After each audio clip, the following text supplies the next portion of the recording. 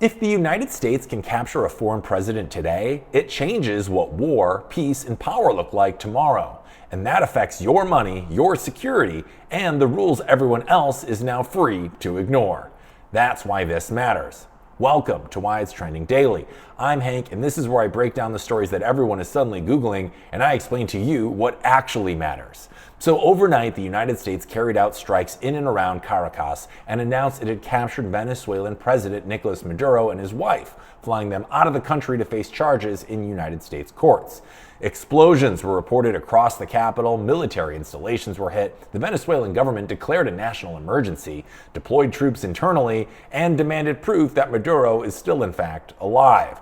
Opposition figures inside Venezuela celebrated. Russia, China, Iran, and several Latin American governments condemned the action. And inside the United States, the reaction split instantly along political and constitutional lines. Supporters of the operation argue this was a national security move. They say Maduro was illegitimate, tied to narcotics trafficking, and aligned with hostile actors, and that the United States finally enforced the law. Critics say something much more serious happened. They argue the United States crossed a line by using military force to enact regime change without congressional approval, without allied consensus, and without a clear plan for what happens next. But here's the problem with how this story is currently being covered. Everyone is stuck arguing about whether Maduro deserved it. But that's not the real question here. The real question is what rule just got written. Because once a country openly captures another nation's leader and says it will temporarily run that country, the global order doesn't bend. In fact, it shifts. And this is where precedent matters more than intent. You see, if the United States claims the right to seize a foreign head of state it accuses of criminal conduct, what stops another major power from applying that same logic elsewhere? What stops China from using it in Taiwan? What stops Russia from invoking it in the Ukraine? What stops regional powers from doing the same thing in their own backyards? Now, the international norms don't collapse overnight. They erode the moment exceptions become acceptable. Now, let's talk about the economic reality here, because this isn't just a political story. Venezuela sits on the largest proven oil reserves on the planet, yet produces only a fraction of its potential due to years of mismanagement, sanctions, and decaying infrastructure. Now, in the immediate term, oil prices may not spike dramatically. Venezuela simply isn't producing enough barrels right now to shock global supply. But markets don't move on barrels alone, they move on uncertainty.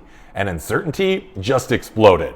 The next 24 to 48 hours matter enormously because they determine whether Venezuela stabilizes or fractures. Now, if the military supports a transition and a legitimate interim authority takes hold, markets may treat this as a contained type of shock.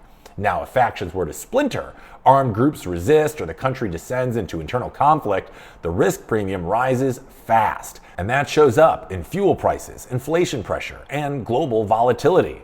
And that's why this matters to you, even if you never think about Venezuela. Because instability travels. It shows up at the gas pump. It shows up in markets. It shows up in migration flows and geopolitical tension that demand attention and money. Now, zoom out even further here for a second. The most important signal from this operation wasn't the strike itself, it was the language that followed it. By invoking what's being called the Monroe Doctrine, the administration wasn't just explaining an action, it was signaling a philosophy. One that treats the Western Hemisphere not as a diplomatic sphere, but as an enforcement zone. Now that matters because doctrines don't describe history, they justify future behavior. And once you name a doctrine, you normalize repetition. Now this is where I disagree with what the mainstream framing currently is. This isn't primarily an oil story. It's not even primarily a Venezuelan story. It's a governance story about how power is exercised when institutions are bypassed and rules are rewritten in real time. And here's the judgment.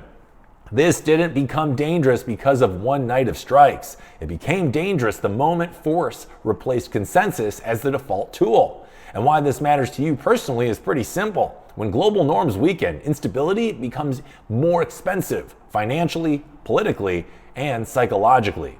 You don't get to vote on it, you just pay the downstream costs. Now, what happens next in Venezuela matters, but what this teaches every other powerful country may matter even more. Because once that line is crossed, it doesn't uncross itself, and that's the story going forward. I'm Hank, here to explain the chaos so you don't have to. If you want more content like this, you know what to do.